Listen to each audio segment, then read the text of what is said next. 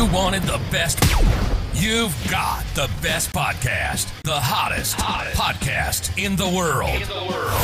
The Chris Voss Show, the preeminent podcast with guests so smart you may experience serious brain bleed. The CEOs, authors, thought leaders, visionaries, and motivators. Get ready. Strap yourself in. Keep your hands, arms, and legs inside the vehicle at all times, because you're about to go on a monster education roller coaster with your brain. Now, here's your host, Chris Voss. Hi, folks. Chris Voss here from the ChrisVossShow.com, the ChrisVossShow.com. Welcome to the big show. 14 years, 1,400 episodes, going on 1,500 because I don't have anything to do with my bloody time. Make sure you refer the show to your family, friends, and relatives. Go to iTunes there and give us a 5-star review. Somebody wrote a really ugly 1-star review last week because they don't like that we had a guest on that was into a certain ex-president. And I guess we talked about that, and they didn't like it. They gave you a 1-star review. But as you know, we've had people from both sides of the aisle on here, so we're not really that slanted of a show. But geez, we got a 1-star review from this guy, and he was like, "This is a leftist show," and I'm like, I think one of the guys who's running for president right now from the GOP. We had on the show shortly ago. Anyway, guys, be sure to refer the show to your family, friends, and relatives, and help me fix that 1-star rating and give us a 5-star rating on iTunes. I beg of you, please. Go to iTunes or go to goodreads.com/Chris Voss, YouTube.com/Chris Voss, LinkedIn.com/Chris Voss, and all the other places we are in the internet. We're going to be talking about leadership today. One of my favorite subjects, so much of my favorite subjects. I wrote a book on it. And we've got two brilliant gentlemen who are going to be talking about leadership. And, I don't know, they may overthrow the whole premise of my book and whatever I've been doing since 18. They are the authors of the newest book that comes out August 29th, 2023. Leadership is Overrated. What? I wrote a book about it. I guess I shouldn't have. Leadership is Overrated. How the Navy SEALs and successful businesses create self-leading teams that win. Kyle Buckett and Chris Mefford is on the show with us today. They're here to talk about their latest book and all that good stuff. Welcome to the show, Kyle and Chris. How are you? Oh, we're doing great. Thanks for having us. Thanks for having us. Thanks for coming. We certainly appreciate it. Give us your .coms. Where do you want people to find you guys on the interwebs? Well, we're cooler than .coms these days because we want you to go to cultureforce.team. Or if you're old school and you want to go to .com, you can go to leadershipisoverrated.com and find us there. There you go. So give us a bio from each of you guys. Give us a little bit of background and origin story on both of you. I'll go first, Chris, because whenever I go after Kyle, I feel really insignificant and it diminishes me quite a bit. So his words, not mine. He upstaged you? But I'm in business. I've been in marketing and leadership for 20 years. I worked at numerous organizations that have been voted best place to work. And I love it. These days I do a lot of coaching and leadership mastermind groups and just helping organizations figure out, how to step away from terrible leadership and find ways to generate revenue through good leadership and good culture and good organizations. And so many people want to talk about, all the fun stuff that their business does, but they don't focus on how revenue is generated through great cultures and great leadership. And so they get lost. But I've done that for many years and been in marketing for just as long and met Kyle. And here we are today. There you go. Kyle, give us the lowdown. Yeah, so I had a wonderful career in the military. I retired after 20 years. And I was a Navy SEAL tactical leader. I got to do a lot of cool stuff, everything from single man loan operations all the way up to my largest operation, which was 800 Marines, 24 tanks, 23 helicopters, 7 jets, and an entire team of the Army Civil Corps and engineers as we were clearing a province in southern Kaligaz, Helmand province. Holy wow. So, and a lot of things in between, right?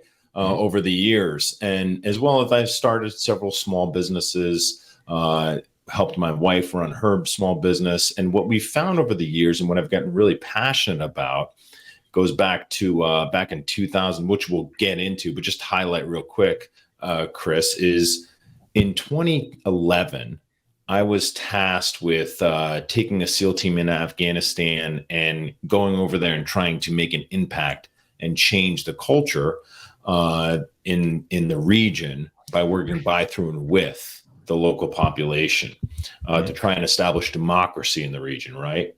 But the guys that I was working with had just come back from a very arduous, very tactical, an action-packed deployment. And in their last 2 weeks of their deployment, their hero, their Captain America, was shot down. His helicopter was shot down, and he was killed. Oh, no. And so in comes, Kyle Buckett and goes, hey, the people that just killed your best friend, that just killed your hero, that was going to be your commander, that I was going to be attached to, those people, we're going to go back in Afghanistan and we're going to work by, through, and with them to establish democracy in the region. We're going to be living with them.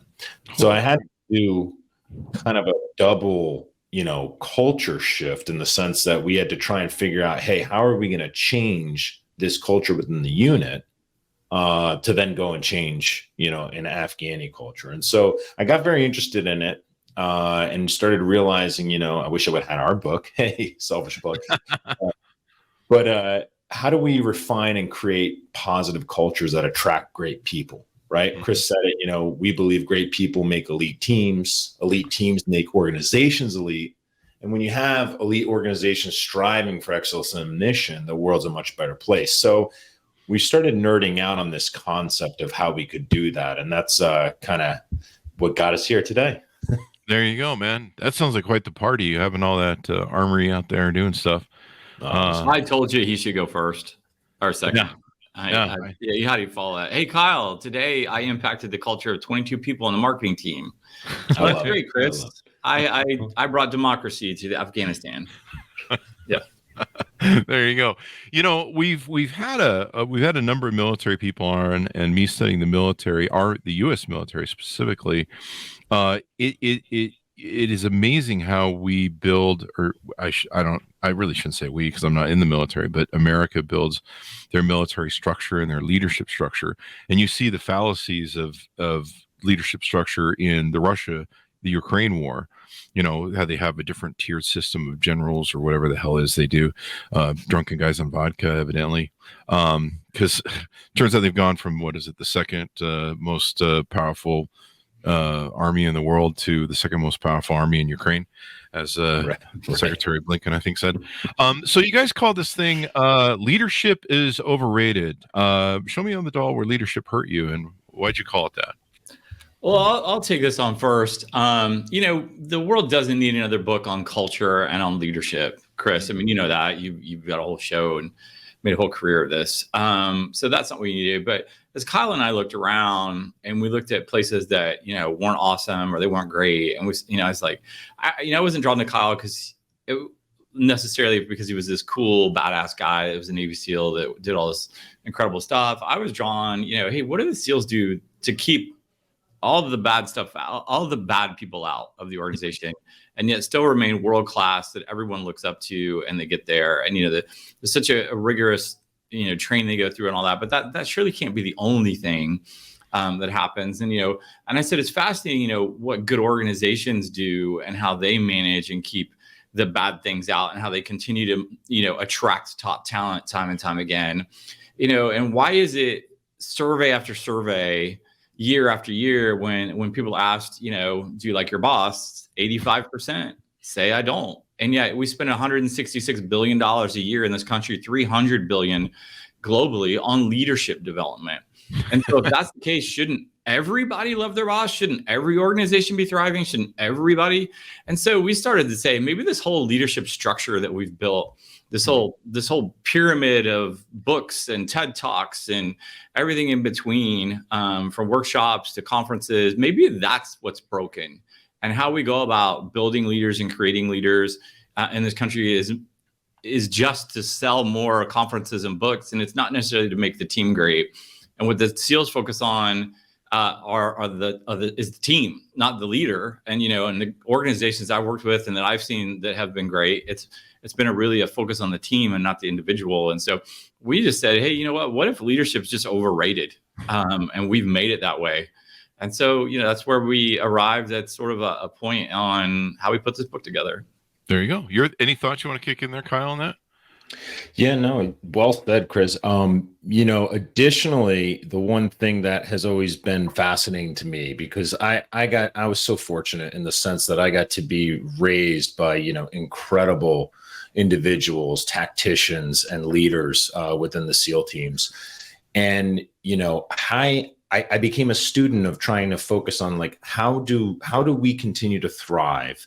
How do we continue to succeed? How does the SEAL teams continue to innovate and bring in new technologies as guys are retiring, right?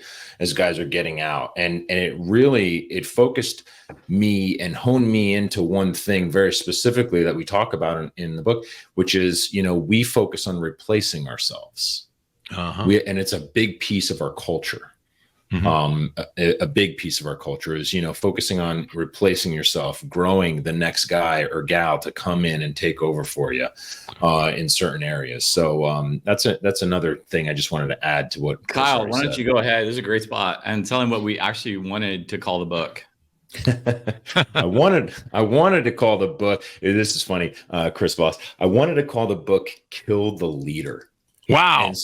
And so this is funny. We're going back and forth with HarperCollins on this title, literally on January 5th. Oh, and we're going back and forth. And then January 6th happens and Chris and I get a call like on January 7th. Yeah, we got to change that name. No, absolutely not. So we made chapter 1, Kill the Leader. But the premise is, and Kyle will share this, the SEALs have this thing where as they practice getting ready for missions, they'll go up and say, hey, 3 minutes into the mission, 3 hours into the mission, you're dead and you're the leader. And then they look to the rest of the team and say, let me clean that up a little bit. Kyle, so what I tell better SEAL stories than you. We both know that. Please save me. We in training exercises, as a trainer, for myself being a trainer as well, what we would do in the exercises, we would walk over to the commander on the mission, the officer in charge on the mission, and say, all right, you just took a gunshot wound, to the heart or, to the head, or bottom line, you're out, play dead.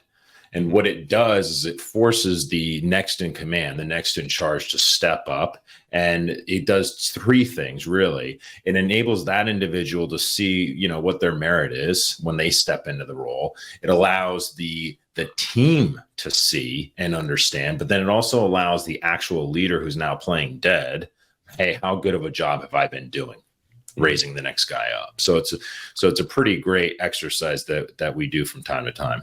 There you go. Now you said that 79% of people, don't like their bosses. You talk in the book about how a lot of people leave their jobs usually due to poor leadership. They don't like their boss or whoever's there, which is kind of a low number actually when you think about it. When they polled my employees, 60% of them said they hated me 110% of the time, every time. That's a joke. Yeah, right. Right. What is that from? That's from a movie. That's from Anchorman. That's from Anchorman. There you go. Thank you. Wait, Anchorman's a San Diego guy, just like us. There you go. 100% of the time. The thing about the military, and I believe there is a term for it, but one of the great things about the U.S. military is they do what you guys talk about. Everyone is trained to where if there's a missing link in the chain of command or someone is taken out of position, that they can make decisions on the ground and they're not just lost in what to do in an operational theater or some sort of scenario where they're like they just won't fall apart and be like, well, we just lost our boss, so what do we fucking do? And I think that's really brilliant. Is there a name for that? I think I don't know. Replacing yourself, focusing on replacing yourself. But in terms of like a specific nomenclature, nothing comes to mind. I'm sure that I'll get some comments later on from some of my friends like, hey, dummy, this is what it's called. And I think I've heard what it's called, so I'm in the dummy list now. Well, I'll just go in. I was just reading the book Citizen Soldier. It was about World War II, and it was like, hey, how do you take a group of teachers and farmers and turn them into a world-class fighting group that takes on the mighty German juggernaut that's already out there. And the premise was, I think we typically think of the leadership as this top-down staunch, you obey every single order all the time, no matter what. And that's not really what America's military does. It teaches people how to solve problems on their own. So where the Germans were unable to make those decisions because it was a true top-down organization. Mm-hmm. And so they were afraid to make a decision because they hadn't been told what to do, versus the citizens we brought in. We told them there was a command for the sense of structure, but the reality was, hey, we're all solving problems together. How do we do this? How do we overcome it? How do we win? And that's, right. I think the true nature of what brings success is when you focus on the team itself. And you don't say, hey, I'm the leader. I have all the answers. I know exactly what we're going to do and when we're going to do it and how we're going to do it and who we're going to do it with. That's where leaders get into trouble. And that's where they fail. And that's what happened. Then the team starts to hate them because they don't know what to do. They're embarrassed and they're too insecure. When you start focusing on the team and you say, hey, we're in this together and I don't have all the answers and I need your help and we're going to figure this all out. And here's my role. My role is to go present and bring everybody else in, get us the resources we need. But you and the team, your role is to help me and all of us solve this problem. It starts to change an organization. It starts to change the entire focus and really what it comes down to. Here's what's at stake, Chris, as Kyle was alluding to earlier, is when people are disengaged and they're not fully focused, 85% aren't fully engaged because they don't like their boss. They don't think they respect them. They're not appreciated by them. What that really means is they're not working at their peak. And so if people aren't working at their peak every day, they come in and put 50% in, 60% in, 30% based on this data. The reality is your company's not going to thrive. And so when I talk about, hey, a lot of people want to talk about fixing their culture and they'll put a ping pong table in sort of a lunch room and say, hey, we play ping pong. Or pizza lunch. Right. The reality is there's a financial cost, there's a people cost, and there's an opportunity loss around all of this. And so the financial cost is often overlooked. And so in this book, Leadership is Overrated, where you can find it at leadershipisoverrated.com, we really focus every single chapter on, hey, here's the revenue that's at stake when it pertains to empathy. Here's the revenues at stake what's at stake with empowerment. Here's the opportunity that's lost because your team isn't working at their peak. And then what I call opportunity lost, rather, is that people don't want to go into leadership because they see that leaders aren't respected. They see that leaders aren't motivating and they're actually demotivating. And so they avoid it. So good leaders avoid it. And so there's that opportunity that doesn't happen. And so all of that comes into play. And that's why, again, we think this whole thing is a broken industry. It's a class structure gone bad. And we need to reset everything and start from scratch and say, okay, what do we do that really works? And we believe it's when you focus on the team. There you go. And so in the title of your book, it's there, Create Self-Leading Teams That Win.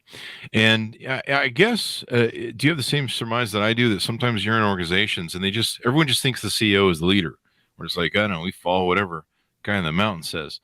And, really when it comes down to it, everyone's a leader. Everyone can be a leader. You can be the guy on the street and something happens on the bus and you can be the guy who goes, hey man, we're going to take charge of this group and whatever is happening is we're going to take control. But parents a leader. Right.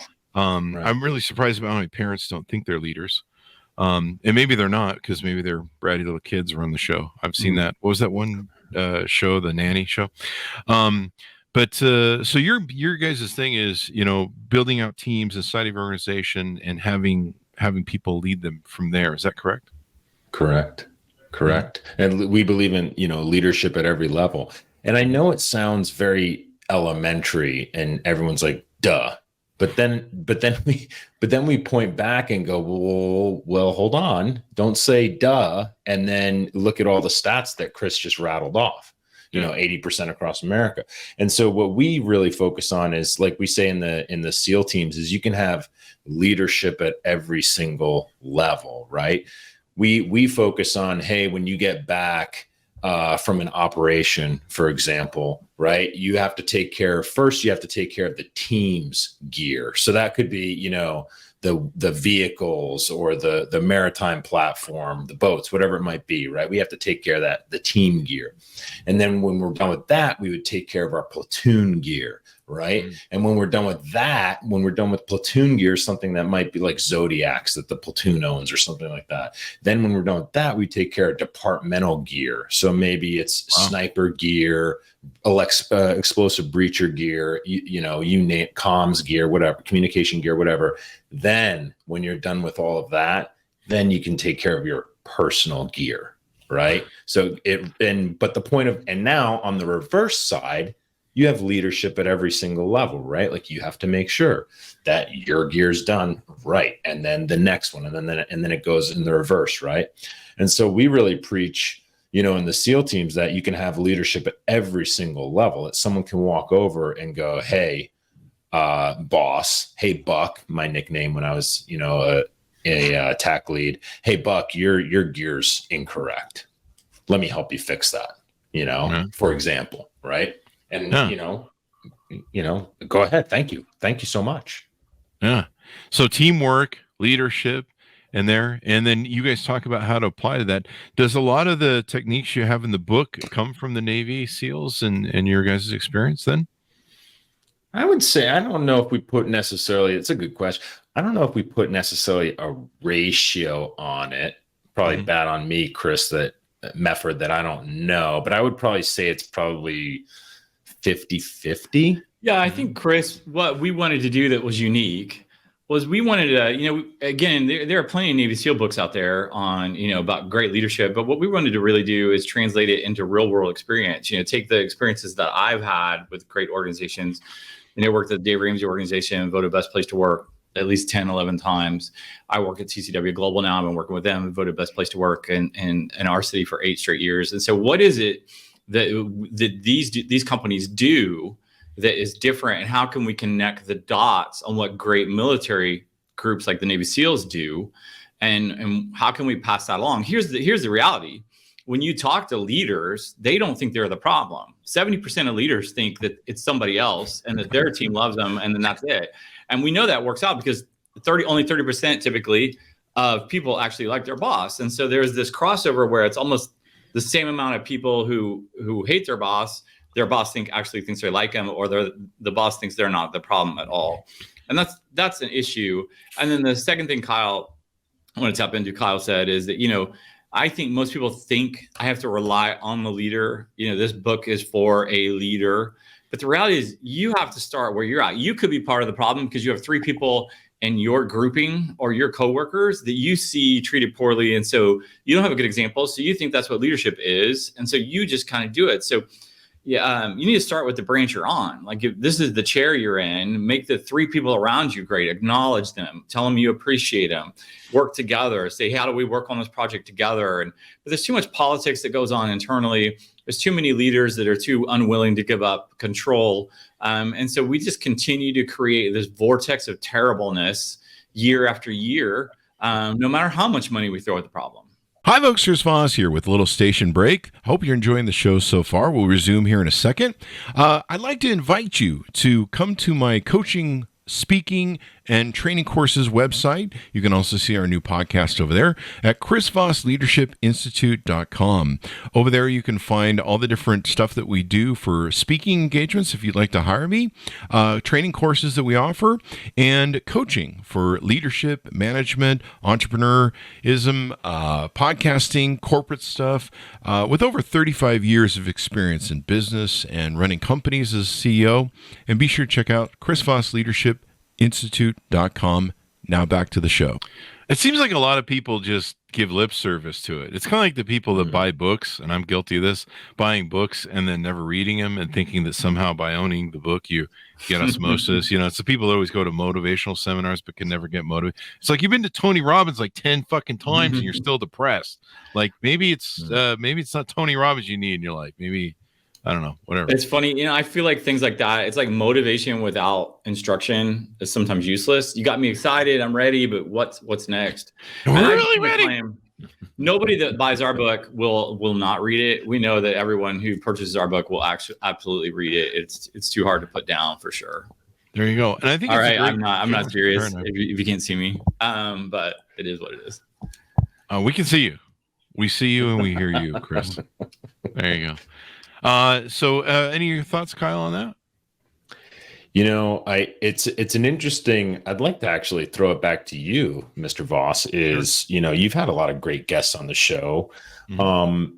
I guess that kind of goes towards the author dilemma, if you will, right? You understand and know what you're putting into a book or a project per se, and then you are faced with that dilemma where you want it to be in a digestible manner, and you want it to be entertaining, where people keep turning the pages, as Chris just said.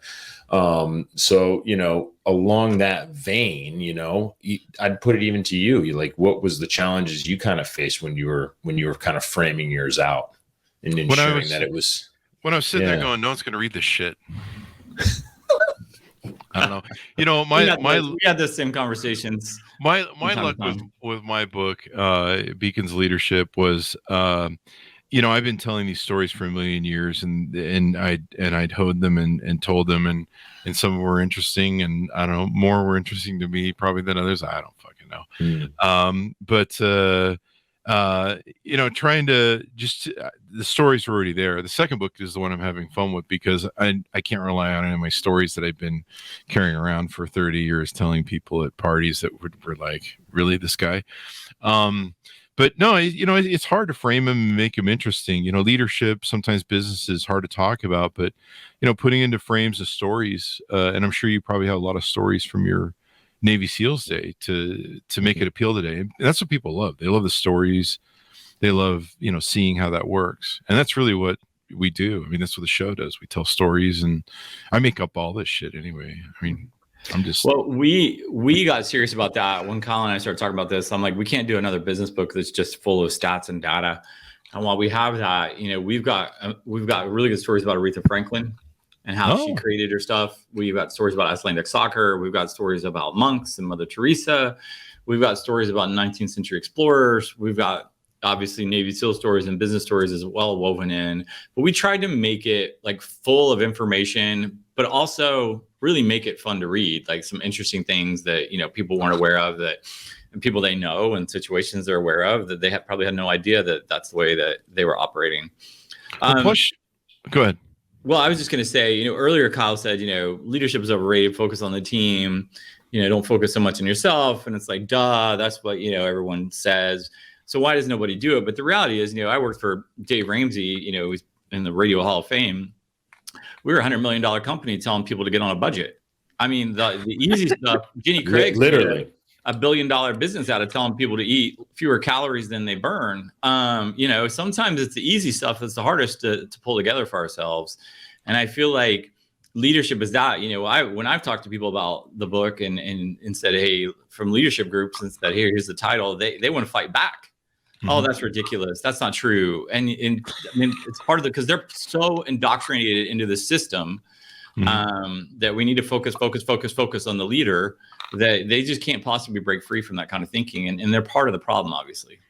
And, but I like what you guys did with the book, with the leadership is overrated, because it's catches and you go, wait, what? And, I've read a lot of leadership books. I've been a leader, a CEO since I was 18 when I started my first company, and lots of companies. And so I'm really over it. I'm tired. I want to go home. But the thing is I still read leadership books to this day, and being able to look at things from so many different angles. And, it's like one of those, what's the old thing they say about the teacher? The teacher learns more than the student. And so being able to look at something from a different angle or a paradigm, or, how did the SEALs look at this? We've had people on from the Air Force. We have people from the Army. I hope that's okay with you guys. We have the military, yes. Shout out to both services. Both have saved my life. So I'm forever grateful. There you go. My brother was a Marine. So, he sometimes has that whole like, those other guys. And you're just like, I think he has issues with the Coast Guard, and who doesn't, right? Sorry, I just lost the two guys in the Coast Guard. But, being able to take things from a different angle, you get these epiphanies. And even now I'll be listening to a book on leadership and I'll, okay, this is a different way to look at that. Or I never looked at it that way. And so I think it's a good thing to do, because I'm a real out of the box thinker. I mean, I'm always trying to get outside the box and trying to, look at things from different angles, because that's how you can problem solve, right? Yeah, I couldn't agree more. And I'll be very interested to learn, and I'll give your listeners an inside scoop from my perspective. When I initially set out to do this with Chris, I was really focused on developing culture, like how you can actually refine, mold it, and custom create a very custom culture that you're actually desiring. And so I will be very interested to see how many of our readers pick that up and garner that aspect of the book from how we framed it out. Because for me, that was I think very unique in what we did. I mean, it's broken into really 3 sections on how you define it, and then how you build it, and then how do you sustain it. Not just around creating self-leading teams that win. It's also, hey, how do you actually custom create and define a culture that you're looking for, whether it be, high energy or a very chill, relaxed environment, and on and on and on. So I'm really curious to find out. I think the Chris Voss listeners are going to be the ones that really pick up on that piece. You can say that. Kyle, why don't you share? Kyle taught me this, Chris. Whether you want to focus on your culture or not, you'll get a culture at your organization. That's a great point. But it's coming, and it could potentially be one you hate. I can't tell you how many leaders, and it's surprising the fact that I can even make that statement. I can't tell you how many leaders have told me, I'm not happy with my team, or I don't know what to do. And I'm like, you're the problem and the solution. Like, you can't ignore it and expect it to this amazing, great culture to happen. Jim Collins said it best, you have to choose to be great every day, just like you have to choose to create the environment and the organization you want. And so many people and leaders feel hamstrung. And I'm like, aren't you in charge? Don't you make the shot? Call the shots? Like, didn't you start this thing? Like, how did you let it get so far out of hand? And, Kyle talks a lot about that, and how you have to choose and really the SEALs choose to do that. Be great. We're not going to ignore our culture. We're going to focus on, this is who we are. This is how we talk. This is what we do. This is how we do it. To the point, Kyle, I keep feeling like I'm stealing your story, so jump in here, please admit, which is, hey, the SEALs don't practice until they do it right. Kyle shared, we practice till it's impossible for us to get it wrong. Yeah. I mean, that's a culture thing that comes through. Yeah. There you go. I actually want to jump back because we just went right past it. And I'm fascinated to ask Mr. Voss, what was the company when you were 18? My first company I fell into, I grown up with helping my father with his stucco foundation, plastering, cement, stucco business. And, it was the thing to get my mom to get us out of the house for the summer. Sure. And so I kind of learned the business from him and I hated every aspect of it. And the story was, I was working at McDonald's as a teen, and how do we get through this quickly? And someone a religious guy took a shine to my long hair and my satanic Van Halen t-shirts, because everyone knows satanic. Van Halen's completely satanic, of course, of the devil. I should flash some devil horns here or something Dio would do. And so he took a shine to me and wanted me to get fired, and I outwitted him by doing what the girls do and got a hairnet. He wanted me to cut my hair. And about 2 weeks later or something like that, he caught me pulling my hair out of the hairnet and realized that I got him. He's a bully. So he fired me. And so I went home and told my dad, I don't know what I'm going to do. And I was supposed to go to college, but my parents were poor. It was going to be a Pell Grant. So he goes, why don't you just go, the cement stuff's in the back. He moved on to some other businesses, but he goes, I got my account at the builders thing, you know what to do. Just go sell it and do it. I was like, okay. So I did it, and he was really respected in what he did. So I knew how to do it well. And I went out as this kid, and here I am, this green 18-year-old, I'm skinny as shit, dumb as shit. And I'm telling these guys I know how to do this, and I know how to do it really well. My dad ran a good business with it and taught me well. And so these salty motherfucking construction guys would be like, you got to be kidding me. And I'd be like, no. And so I came up with this concept from sales. I said, I'll tell you what, give me a house. I'll go fucking do it. and if it's not done right, you don't have to pay me. And you tell construction guys that you don't have to pay them if it's not done right, they'll let you have the whole damn project, because they weren't going to pay you anyway.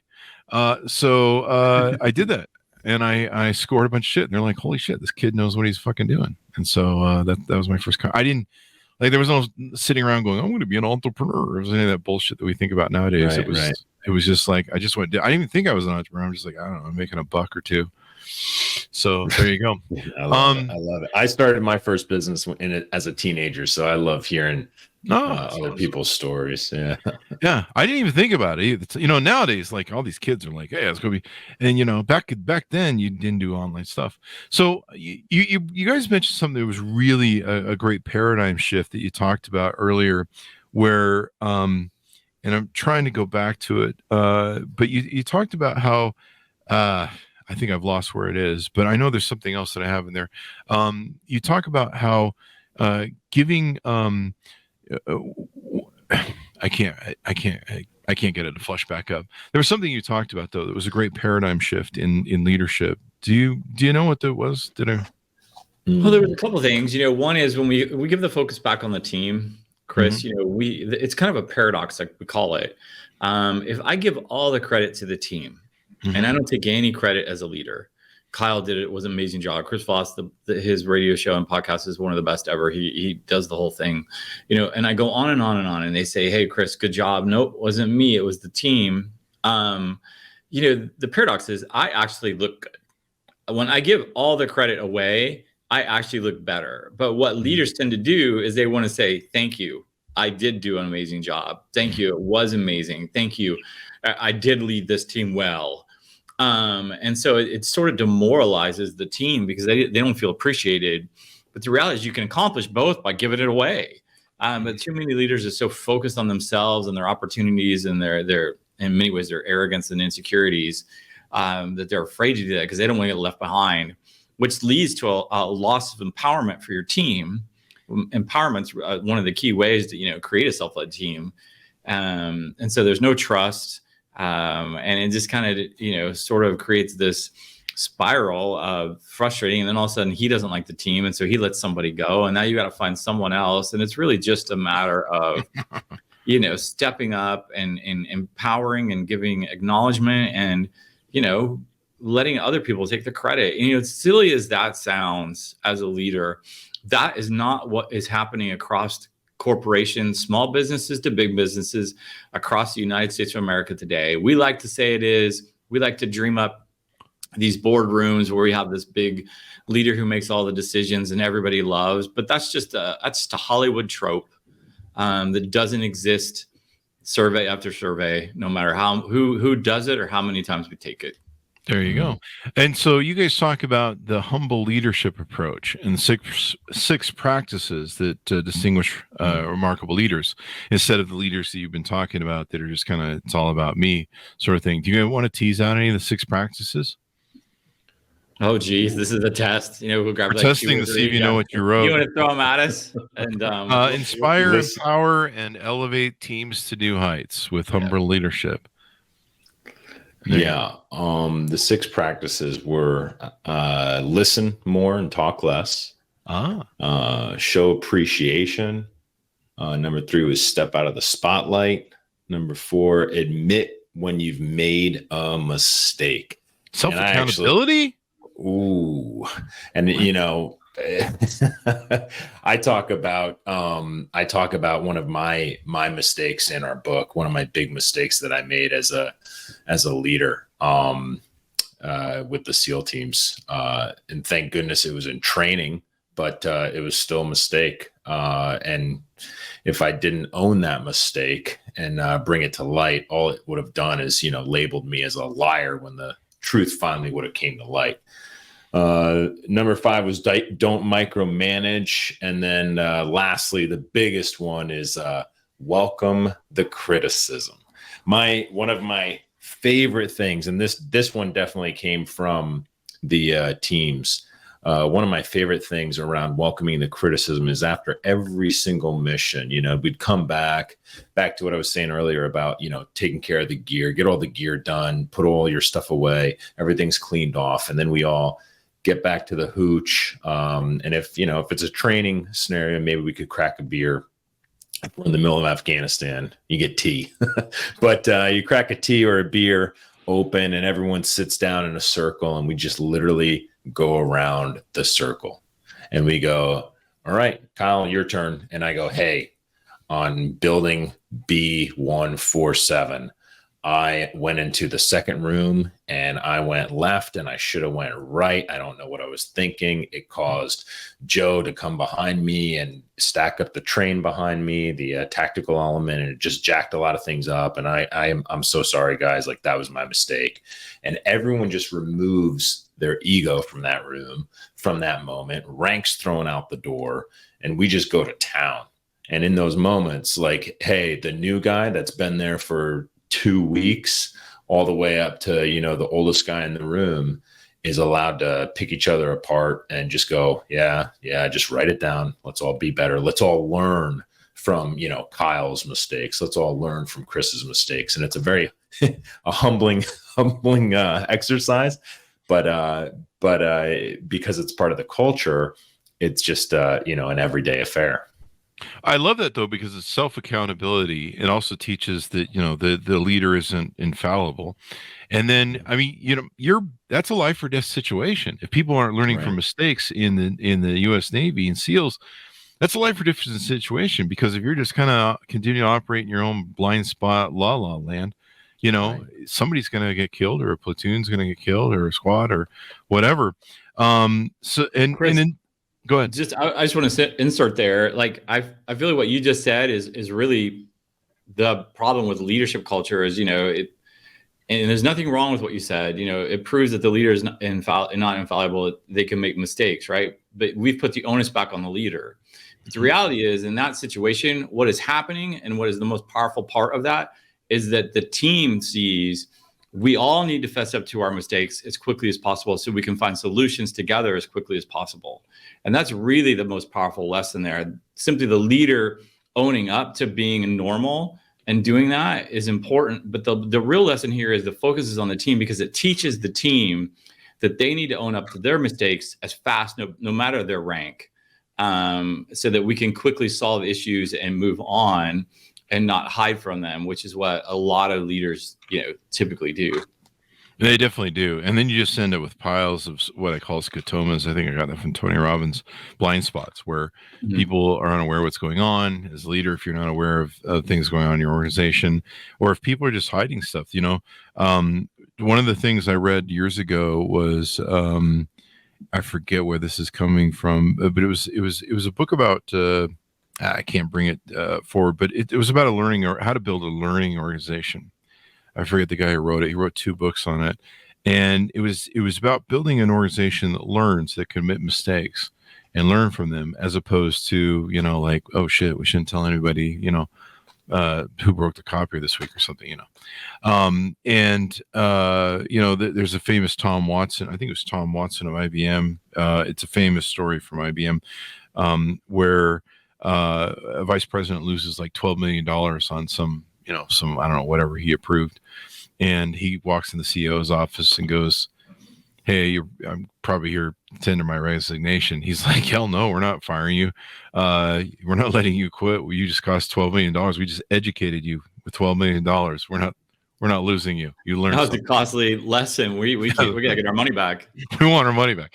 And so it's interesting there. One question I had, this is what I finally came back to. What I was trying to remember.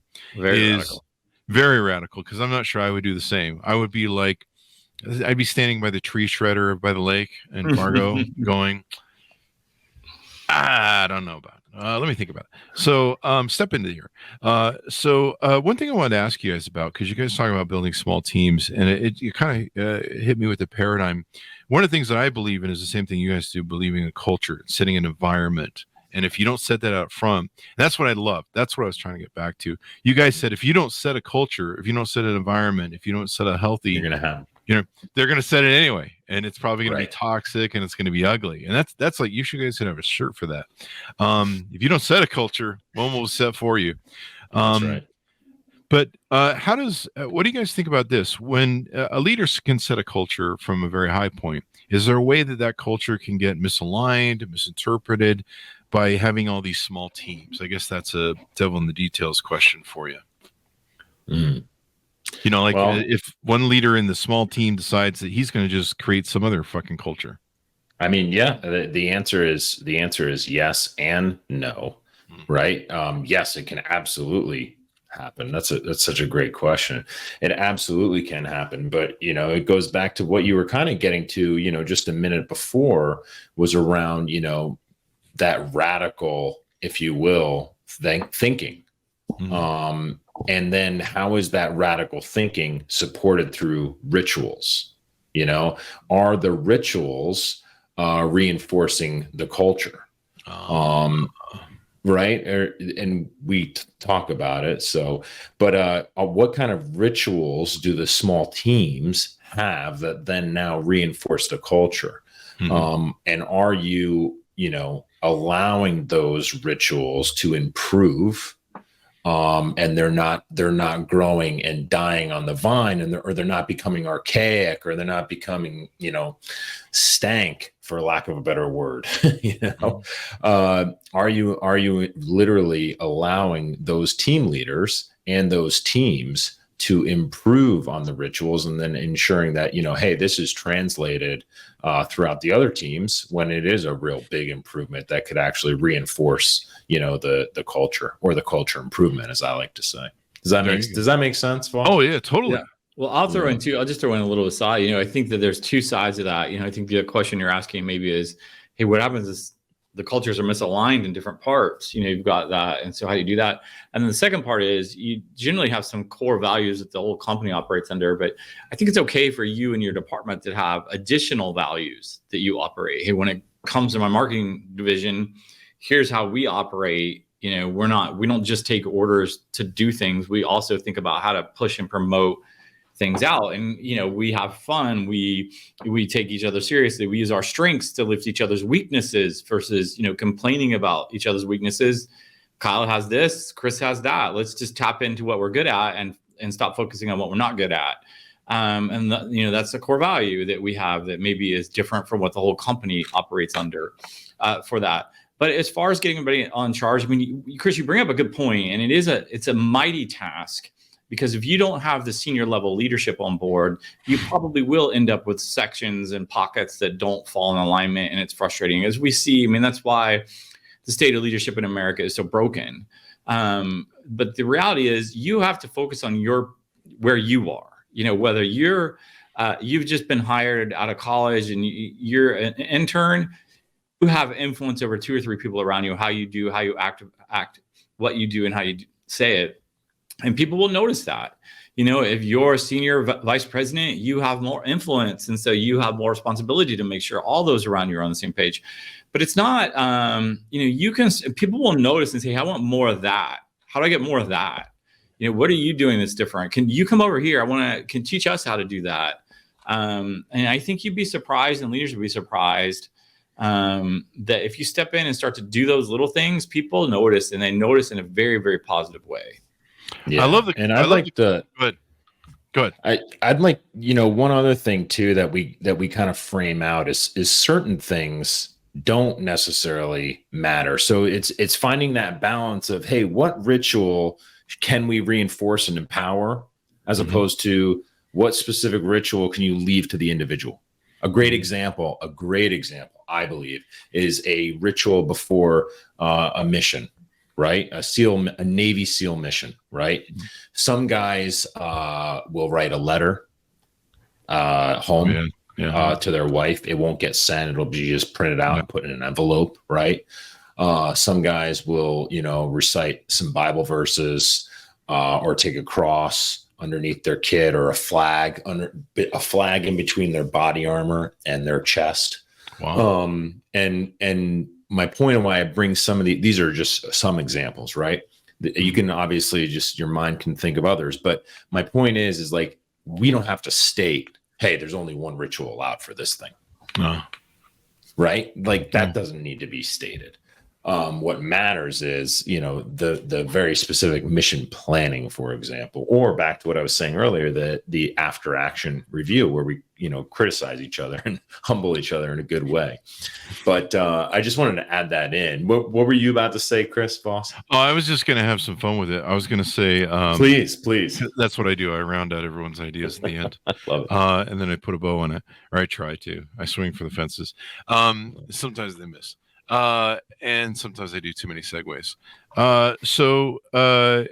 I love the ritual thing, like you talked about, where you sit down post mission and you criticize each other in a constructive sort of way, and you push for self accountability. And I think I'm envisioning that in the business office where people sit around and go, hey, you didn't do your TPS reports this week, and Maggie says, yeah, I'm sorry for bringing fish into the microwave this week, and that sort of shit. Sounds like an episode of Office, really, when it comes down to it. But no, I love the whole rituals idea, and maybe that's what more CEOs and leaders need to do, is they need to say, we want to establish culture, but also what are our rituals? So right. I think like a good example, right, is a lot of companies, public companies, will get ready for quarter release, right, and then it's done, and then they just watch the market to see how the market reacts, as opposed to sitting down and doing their own internal AAR and saying, hey, what can we do? What could we have done better? How was our call? How was the CEO while he was on the phone? What could he have done in his vernacular and his presentation and his voice and his tempo? I mean, and on and on and on. I think, honestly, a little sidebar here, I think one thing that, going back a little bit, that Elon Musk actually did recently at, I think it was April or May, it was Q1 Investor Day. He got up and it wasn't all about Elon. He had like 25 for Tesla, for Tesla. He had like 25 of his senior leaders on stage with him, and he wasn't even holding a mic. Like, they were holding the mics, right? And he was just there supporting them and championing them on. It was pretty interesting and pretty cool to watch. Yeah. And then it's funny, it's kind of sidebar. I'm going down rabbit holes, but it was kind of funny to watch how the analysts of Wall Street completely, they gave him a couple of them gave him good props for it, but not too many. Yeah. It's an interesting thing. We'll see how X works out. Those of you watching years from now, yesterday and today, he's changing it from Twitter to X, which is an interesting branding decision. So this is going to be a great book on leadership. And like I say, I love reading leadership books because there's always something that I'll end up reading, or some things that I'll end up reading that bring me a new paradigm. Or a lot of times too, it's the reminder. You're like, oh shit, I forgot about that. I forgot about that aspect. I got to go back and work on that. It was a problem I used to have where, it's, I think is it John Wooden, the basketball coach? And he used to always say to his players, hey, great layup and great slam dunk. Okay, buddy, but you can't shoot from the free throw, Mr. Shaq. So let's see you work the basics, get back to basics. And so being able to read about leadership and get back to the basics, see things from a different paradigm, makes all that thing. So thank you very much, gentlemen, for coming on the show. I really appreciate it. Thanks for having me. You're welcome. Can I do a teaser? Yeah, go ahead. Please do. Okay, here's the first paragraph of our book. How did a group of 19th century explorers survive a deadly winter in Antarctica? Trapped in ice, no working instruments to guide them, and a sunless existence that turned men mad. It might have had something to do with penguins. Penguins. Was Batman? Read on. It's a good lesson. Hey, this has been great, Chris. You've asked some amazing questions. I think that, Kyle and I like to be challenged, and our conversations that we do with the media, such as you, and we always, circle up afterwards. And I know that when I circle with Kyle, he's going to say, hey, Chris Voss, he asked a lot of good questions and I think. So are we going to have a circle meeting? We're all going to be self-accountable after this? Yeah, we can do that. That'd be great. There was that one moment that Chris Voss forgot the question that he was thinking of that for a while there and setting up. But we got back to it, so I was glad that we discovered it. That's right. Funny wrap up. I'll just soapbox to the end here. Funny wrap up. I went back to that manager who fired me 2 to 3 months later and said to him, I now make more than you did. Thank you for changing my life. Thank you for fucking firing me. And I shook his hand. I was honest about it. It wasn't a fuck you. It was like, thank you for changing my life. And I had no idea how much he really changed my life by making me self-entrepreneur because, once you get that drug, you're fucked for life. And I am. So sorry. I can't tell how many people I've let go that are like, thank you for letting me go. I think we think that people would feel awkward. And what you've done is you free them to go actually pursue what they were really meant to do. Yeah. But they hold on to you for so long that you're hurting them and they're hurting you. So yeah, that's the favorite thing I take to all my ex-girlfriends. You need to go and you fly. Find what the fuck you want. I hope you find it. I mean, I don't know if you can attach it to all your exes, Chris, but possibly. I've got a lot of exes. And then they always say, you'll never find another woman like me. And I'm like, that's the point. Anyway, guys, give us your .coms so people can find you guys in the interwebs. Leadershipisoverrated.com. I've been single for 35 years, Tom. I've never been married, wife and kids. I'm single, man. I've dated all my life, so I'm stuck with it. I've seen it all. And did we get everybody's .coms? Yeah, we're the talent out there together. There you go. Yeah. You guys are a pair. All right. Well, check it out. Thank you very much for coming on the show. Order up the book wherever fine books are sold. Leadership is Overrated: How the Navy SEALs and Successful Businesses Create Self-Leading Teams That Win. Comes out August 29th, 2023. Thanks for joining me on the show with my audience. We certainly appreciate it without you guys. Hey, go give us 5 stars over there on iTunes. Go to goodreads.com/Chris Voss, LinkedIn.com/Chris Voss, YouTube.com. I already did YouTube. Anyway, you know where we're at. Fuck it. You've been here for 14 years. Thanks for tuning in. Be good to each other. Stay safe, and we'll see you guys next time.